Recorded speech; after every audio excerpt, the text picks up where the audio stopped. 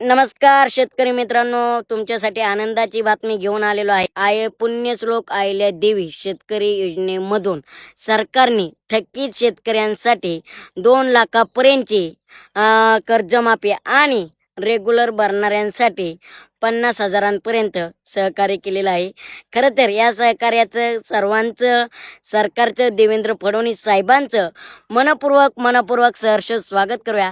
कारण योग्य रीतीने, योग्य पद्धतीने शेतकऱ्यांच्या तोंडाला परत सरकारने तोंडाला पानं पुसण्याची कामं केलेली आहेत. फक्त गोड बोलून काटा कसं काढायचं हे फक्त फडणवीस साहेबांना चांगलंच जमतं आणि त्यांनी परत एकदा सिद्ध करून दाखवलंय.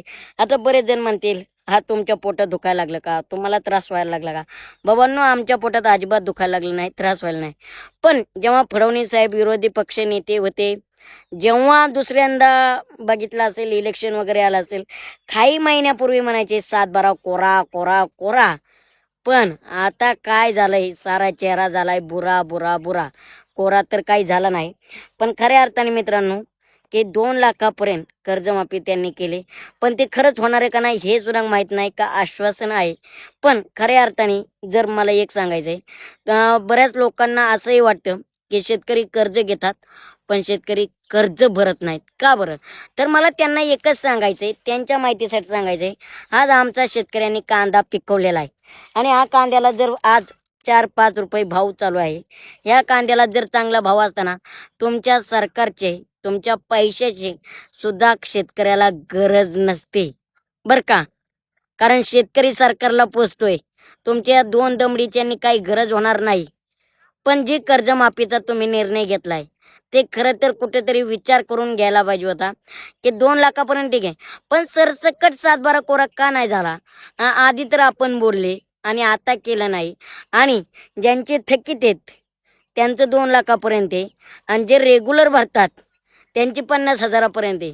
मग मला तुम्ही सांगा, रेग्युलर भरणाऱ्यांनी परत भरायची का नाही? अहो, महाराष्ट्रात शेतकऱ्यांसारखी परिस्थिती दैनंदिन कुणाचीच नाही बिकट. लोकांना, शेतकऱ्यांना त्यांच्या स्वतःच्या किडण्या विकावं लागल्यात, आत्महत्या करावं लागल्यात. या जगाला पोचता पोचता शेतकऱ्याला त्रास व्हायला लागला. पण देवेंद्रजी फडणवीस साहेब काही असो, शेतकऱ्यांच्या टाळूवरचं लोणी कसं खायचं हे आपल्या सरकारला चांगलंच जमतंय आणि जमायला लागलंय.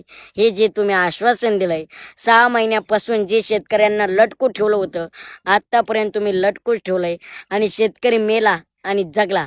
काय फक्त याच्यावर राजकारण होणार आहे? प्लीज आज तुम्हाला सगळ्यांना विनंती करतोय हो, हा देवेंद्र फडणवीस साहेबांच्या लेकरांनी व्हिडिओ बघू नका, अंध भक्तांनी व्हिडिओ बघू नका.